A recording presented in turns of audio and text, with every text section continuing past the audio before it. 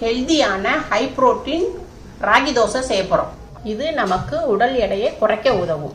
வாங்க எப்படி சொல்லலான்னு பார்ப்போம். இப்போ ஒரு கிளாஸ் கேப் எடுத்திருக்கேன். இப்போ அதை போட்டுக்குருவோம். 1/4 கிளாஸு இட்லி அரிசி எடுத்திருக்கேன், அதையும் இதில் போட்டுக்குருவோம். 1/4 கிளாஸு உளுந்து எடுத்திருக்கேன், அதையும் இதில் போட்டுக்குருவோம். எந்த கிளாஸில் கேப்பை எடுத்துருக்கீங்களோ அதே கிளாஸில் 1/4 கிளாஸ் அரிசியும் 1/4 கிளாஸ் உளுந்தும் எடுத்துக்கோங்க. 1 டீஸ்பூனு வெந்தயம். இப்போ இதை ஊற வைக்க தண்ணி ஊற்றிக்கணும். இதை 4 மணி நேரம் ஊற வச்சுக்கோங்க. இப்போ இதை 4 மணி நேரம் கழித்து உங்களுக்கு காட்டுறேன். இப்போ 4 மணி நேரம் ஆயிடுச்சு. இப்போ நல்லா ஊறிடுச்சு. இப்போ இதை மிக்சியில் போட்டுக்குருவோம்.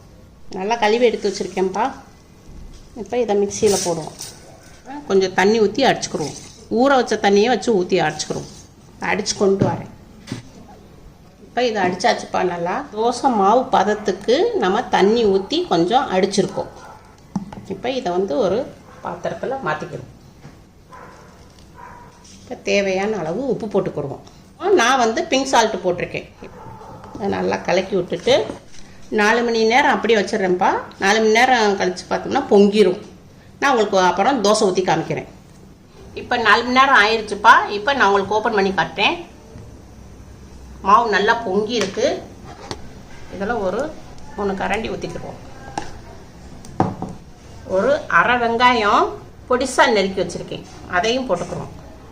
ஒரு அரை தக்காளி பொடிசாக நறுக்கி வச்சுருக்கேன், அதையும் போட்டுக்குருவோம். ஒரு பச்சை மிளகாய் பொடிசாக நறுக்கி வச்சுருக்கேன், அதையும் போட்டுக்குருவோம். கொஞ்சம் கொத்தமல்லி தழை, அதையும் பொடிசாக நறுக்கியிருக்கேன். எல்லாத்தையும் இதை மிக்ஸ் பண்ணிக்கிடுவோம்.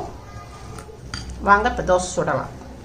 சட்டி காஞ்சிருச்சு. இப்போ நம்ம வெங்காயத்தை வச்சு தேய்ச்சி விட்டுக்குருவோம். தோசை ஊற்றும் போது கல் மீடியமான சூடில் இருக்கணும். அப்போ தான் தோசை கரெக்டாக வரும். நம்ம மீடியமான ஃப்ளேமில் தான் வச்சுருக்கோம் கேஸு. இப்போ மேலே வெந்துருச்சு. இப்போ நம்ம பெரட்டி விடுவோம். இப்போ 2 நிமிஷம் நல்லா வெந்துருச்சு. இப்போ நம்ம எடுத்துருவோம் தோசையை. இப்போ நல்லா வெந்திருக்குப்பா. நல்லா இது இப்போ நம்ம வெங்காயம் தக்காளி மல்லி எல்லாம் போட்டிருக்கோம் இல்லையா, நம்மளுக்கு சாப்பிடவும் ரொம்ப டேஸ்ட்டாக இருக்கும். ராகி இந்த மாதிரி சாப்பிட்டீங்கன்னா ரொம்ப நேரம் வயிறு ஃபுல்லாக இருக்கும்ப்பா. ரொம்பவும் பசிக்காது. அதனால் வெயிட் லாஸுக்கு ரொம்ப யூஸ்ஃபுல்லாக இருக்கும். நீங்கள் உங்கள் வீட்டில் செஞ்சு பாருங்கள். இது மாதிரி செஞ்சு பார்த்துட்டு அம்மாவுக்கு லைக் பண்ணுங்கள், ஷேர் பண்ணுங்கள், சப்ஸ்கிரைப் பண்ணுங்கள்.